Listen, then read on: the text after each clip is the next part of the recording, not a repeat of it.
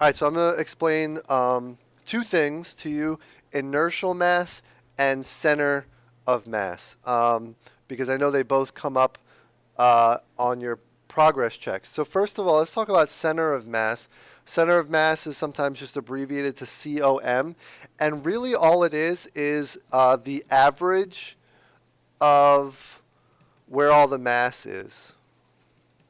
I know that seems kind of like a lame definition, but for example, and in most uniform or geometrically symmetrical things, they're usually right at the center. So if you have a ball, the center of mass is there. If you have a square, the center of mass is there. If you have a square that's tethered to another square and they both have the same mass, then the center of mass is the average between where all of those things are. So it's most of the time in this class we deal with things that are nicely shaped and uniform. So that means that they're going to be like in the symmetrical center, the geometric center of the objects, usually. And the reason why they ask you about the center of mass of things is because when we talk about things that are accelerating, when we do things later in rotational motion or simple harmonic motion, or even momentum, when things collide or when they fall or when they have a trajectory, we're always talking about the center of mass of those things. We treat objects as particles. It's called the particle model. And that basically just means that if you have a hammer, right, this is going to be a really bad drawing of a hammer. Um, if you have a hammer and you kind of just tossed it, the center of mass for a hammer is like here because this part is metal and the handle is wood, which weighs less. So the average of all the mass is kind of like up there. When you throw the hammer is going to rotate around, and this is really bad, sorry. But the thing is that the center of mass of the hammer is going to follow that projectile trajectory that you imagine, like a regular ball would just kind of like go like this and like this, right? So that's what we're talking about of center of mass. That's all we mean when we say that. The other thing is inertial mass.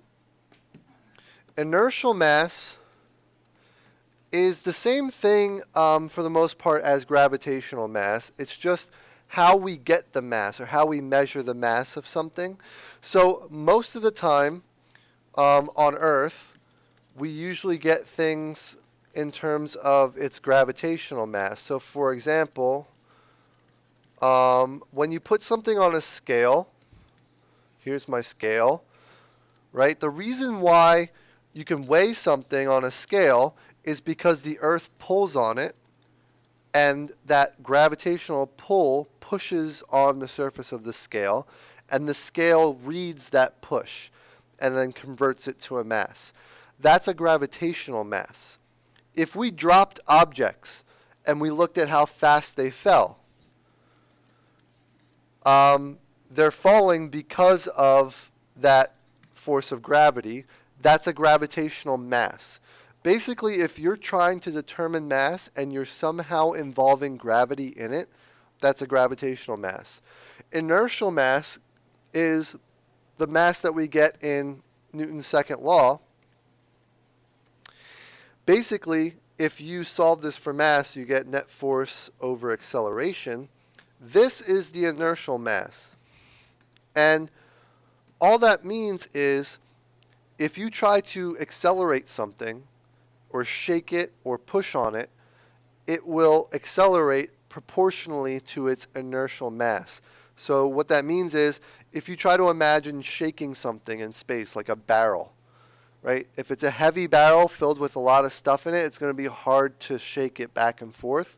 Whereas if you just have a ball and you just shake it back and forth, that's a lot easier than to shake a big old barrel of something. A lot of times we get inertial mass by using a spring or some sort of like oscillating back and forth, which is why I wasn't going to talk about that until we got to simple harmonic motion, which is where you have things oscillating back and forth. So that's why, but I just wanted to bring that up now. So that's inertial mass and center of mass.